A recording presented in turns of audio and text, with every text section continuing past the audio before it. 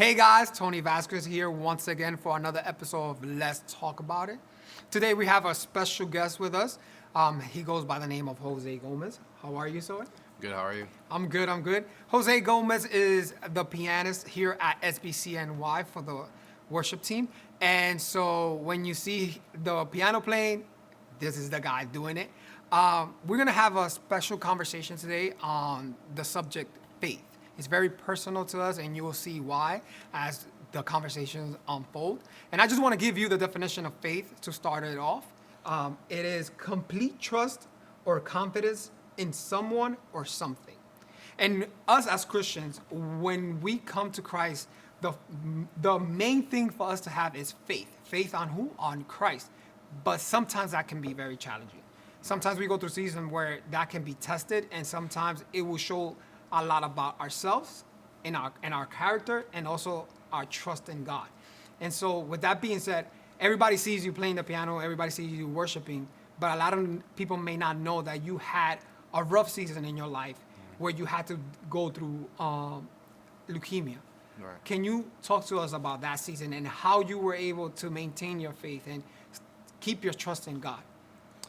Well, thanks for having me, first of all. God bless you guys. So when I first found out I had cancer, or lymphoblastic leukemia, that's what the actual term is. I remember having a back pain. I thought I injured myself at the gym. So I blamed myself. I'm like, oh my gosh, I worked out too much, and I don't know why is this pain happening. I didn't want to go to the doctor, as everyone else don't hate going to the doctor, but now I'm an advocate of going to the doctor for many reasons. Yeah.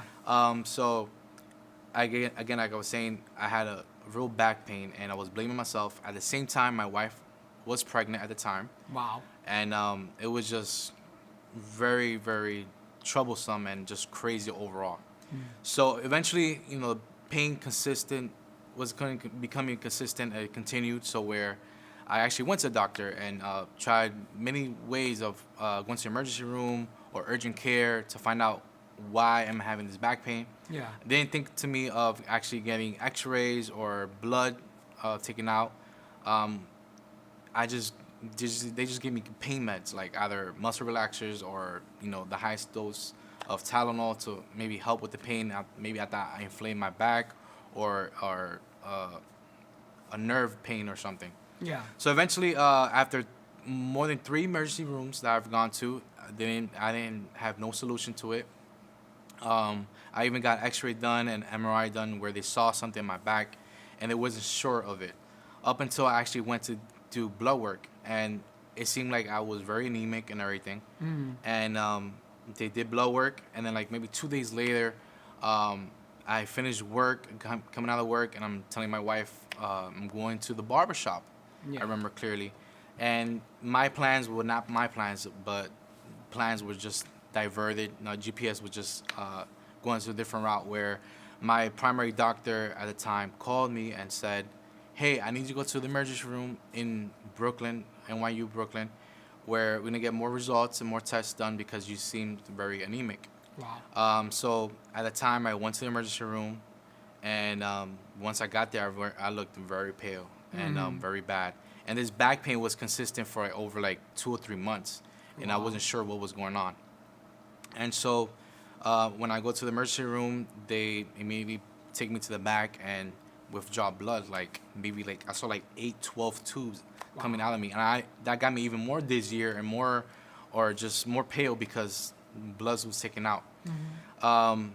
After the fact, after many tests were going through at the time, a random doctor came to me and told me, hey, just to let you know that it looks like you have a form of leukemia, a form of cancer. And my jaw just dropped. What was your mindset right there? Wow. What was the first thought that came to you? First, I was like, it took me a while to grasp what was leukemia in the first place.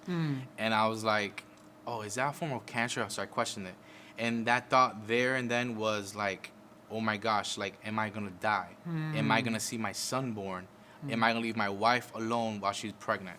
How many months did your wife have at that point? At that time, she was 7 months pregnant. Wow. Was she there with you when you received the news? She was not there with me, but I did tell her over the phone, "Hey, I'm in the emergency room. The doctor called me saying that she wants to take more further tests to see what was up."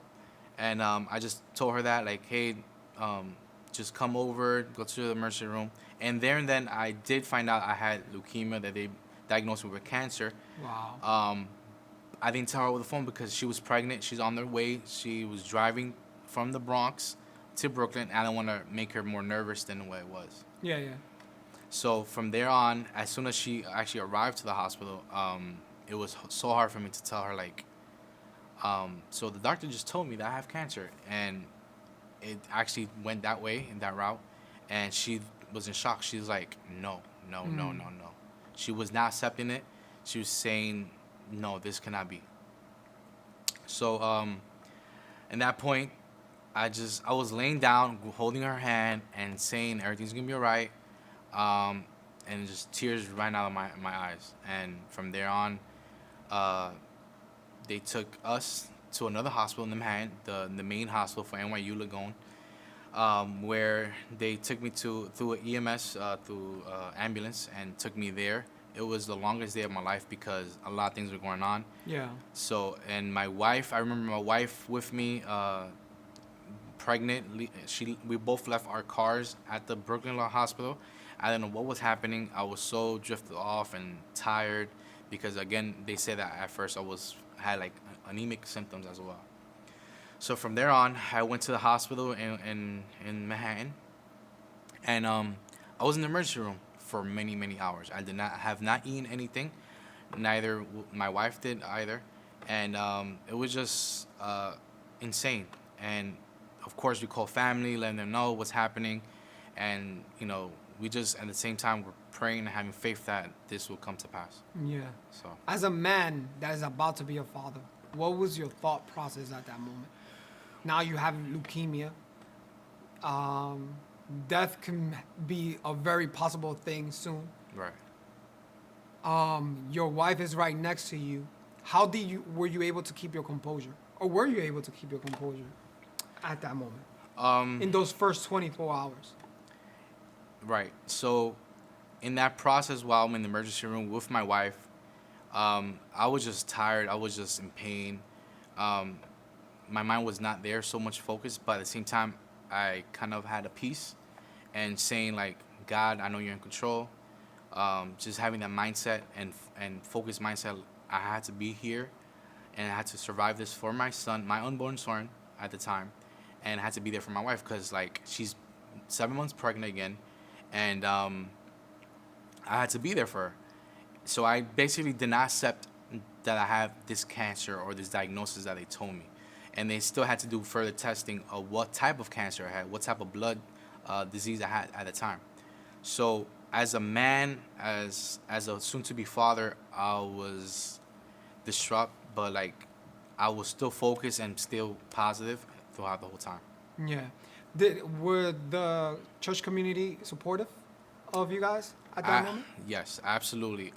As soon as it went, you could say, viral, we communicated to every family member, and thankfully, for the glory of God, like, we're connected with the pastors, where we are also, they're my pastors, but also their family as well, cousins and whatnot. Yeah. So that was communicated to them. The pastors came over, and they also communicated to the church community, and instantly people started praying for us, praying for our family, praying for me as well, of course.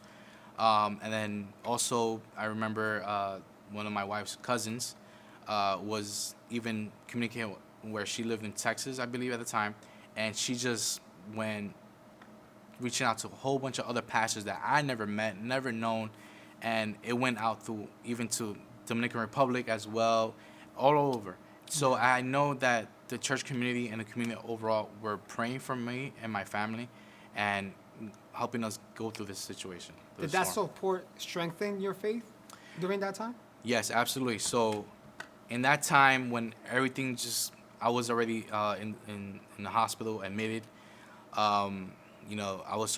they began to give me chemo treatment and everything.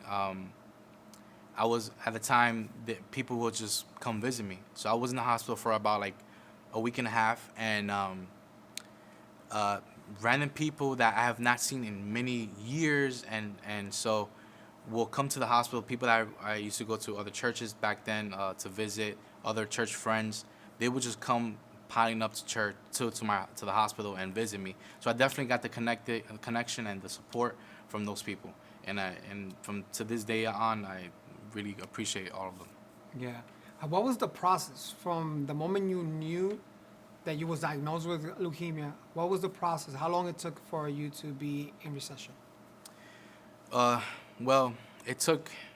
So I remember going through. They had to give me chemo treatment for a week and a half, and the whole entire process would take, give or take, for until remission was about over 7 months. Wow. Where from the day when I was diagnosed, which was actually September 2017, up until even a little bit past December, where I was said by the doctors, my oncologist, that I'm in remission, because I had to go through lots of chemo, even inpatient and outpatient, where I will literally had to take an Uber or ways of transportation to the hospital because I was immunocompromised, where I wasn't able to be in the public view, like Wow. when taking the train or whatnot.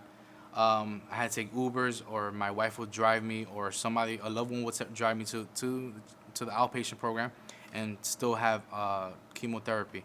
So give or take, it was about maybe 6 or 7 months until I was said that I was in remission. Did you drop any weight during that time? Well, absolutely. So at the time, I was about 190 before everything. And when I was in the hospital for a week and a half, with all the chemo treatments, my diet obviously changed. And all the chemo treatment took a toll on my body. Absolutely. I lost about maybe 50 to 60 pounds. Wow. And even after the fact, I actually gained and lost. So I lost weight first, like I said, 50 to 60 pounds. Then once they had to do radiation on me and chemo, that took even more toll on my body. When I became remission, there was a point where they stopped giving me chemo treatment because my wife right there and then was about to give birth, so it was due date soon. So my oncologist actually stopped giving me treatment, and so they stopped giving me treatment, and so I was able to be there for my son's birth, and I was very grateful and thanking God that I was able to see that. Yeah. What was the darkest day or the darkest event that you remember from that process, where your faith was shaken for a moment, that you can say? Well, I was knowing the unknown, basically. So I didn't know what was gonna happen, but my faith was shaking so much where I felt like I was like Job, and my health was compromised. I don't know if I was gonna lose my life. I was in my deathbed. Tested always, like physically, mentally, and spiritually, all the way. And somehow, some way, I kept focus. My focus was first in God, of course, and as well as being there for my son, saying I'm gonna go through this, I'm gonna get through this, and be there for him, as well as being for my wife, because I cannot leave her alone, raising a child and be a widow. Yeah, yeah. There is a video on IG. I believe it was your wife's cousin that put it up, or was your wife that recorded it actually, and it was that you was coming out of the hospital, and your son was in the back seat. Oh, yes. And you see him, and you just break down. What was your mind set right there? So at that time, maybe a little bit teary eye. At that time was when, sorry. It's okay. So I was in the hospital, readmitted again, because at that time I was getting my bone marrow transplant. So that bone marrow transplant was the key, aside from the prayers and everything, that was a key component of my recovery from my cure as well. I was in the hospital for about a month and a half, and I didn't see my son was already born. Everything happened. I was there for the delivery and the labor and everything. So I had to go back to the hospital to get a bone marrow transplant, and I was isolated. I couldn't be around anyone because of, again, the chemo treatment and the radiation, and eventually the bone marrow transplant. So I didn't see my son for a month and a half, and Wow. that was driving me nuts. And I couldn't be around many people. I was isolated in a big room. I kind of felt like a penthouse because of the views. Um, so it was bittersweet, but at the same time, I wasn't able to go outside because of the situation.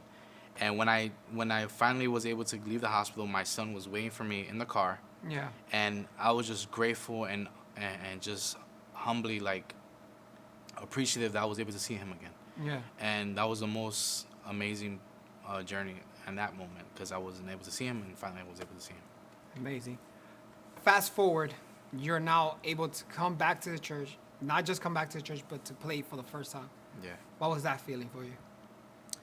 Man, like, even when, piggyback a little bit, even when I was in the hospital for a month and a half, I even had my keyboard, my piano at the hospital where, that helped me in my journey where to keep my faith alive because Yeah. my worship was everything through the playing piano. Yeah. So I would have my piano at the hospital, but it wasn't the same being in church and just worship with amongst other people that love God as well. Yeah. I really did miss it. And when I first finally was able to play on those keys, I play those keys with my whole soul, my whole heart to God.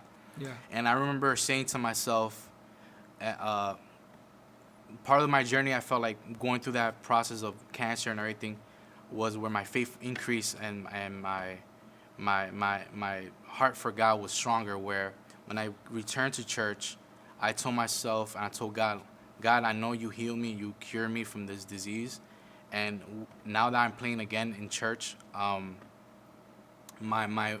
know my worship is even bigger and stronger. Where because you heal me, and through my playing the keys is healing others as well. That whether it's any type of disease or spiritual battle or anything, they will come healed because of my playing, Yeah. because of my process what I went through. Yeah. Did your worship change from before having to go through that process to afterwards? Did it change the way you engage in playing the piano? Absolutely. So, of course, my passion was always playing the piano, worshiping God, of course. But once I went through my process, my lenses changed, my viewpoint changed, my Yeah. perspective changed, and the hunger for God even stronger. And I did it with more confidence more than ever before. Yeah. Where I know that every time I play the keys, God is using me to somehow cover the church, cover the people that are going through issues on their own, physically, mentally, and spiritually, and it would transform for me because I know God did something different in me Yeah. through my journey where my faith increased and my heart for God increased as well. Yeah. What would you say to the person that right now is going through something similar, leukemia, cancer, a tumor, or going through COVID-19 right now, and it might be a loved one that might be going through it, and doctors are saying it looks bad? What can you say to that person, that individual right now? Well, I wish I could say so many things being there for them, but well, in a way I am. What I would say to them is, trust the process. I always told myself when I was going through my journey, I always told myself, trust the process, trust the journey. You will not understand now, but later on you will understand. Yeah. And just continue with the faith, trusting God in the good and the bad. And that's where your faith increases because you're focusing on God and just trusting Him with all your heart. And you will overcome this. And you have to declare over yourself because the tongue has power. Yeah. You declare over yourself saying, I will get through this. I will overcome this in the name of Jesus, and just stay positive. Even when the outcome is negative at the moment, declare positivity. Declare that God is bigger than your storm. Amen. Amen. For sure. So to close it out, any final thoughts that you may have? Any final thoughts is that, so many things. Just keep the faith. Keep Yes. trusting in God. Don't let the enemy attack you. It's a mind game, most importantly, where your mind is very challenged. You go through so many things, either anxiety, depression, just stress overall. If you focus on the positive, focus. My advice is to focus on something that you always look forward to. Yes. So my focus was at the time always looking forward to seeing my son and my wife. Yeah. So my focus point was them, and at the same time having my faith in God and knowing that God will do His thing. Yeah. As always. See you through. Yes. Yeah. Thank you for coming. Thank you for having this moment. Thank you for you. sharing your testimony. You are a blessing to the church. You are a living miracle to our church. Anytime anyone can ever doubt for a second walking through those doors, if God can create a miracle, the moment they hear the piano, they have to know that there is a God that can make a miracle happen. In Him there's freedom.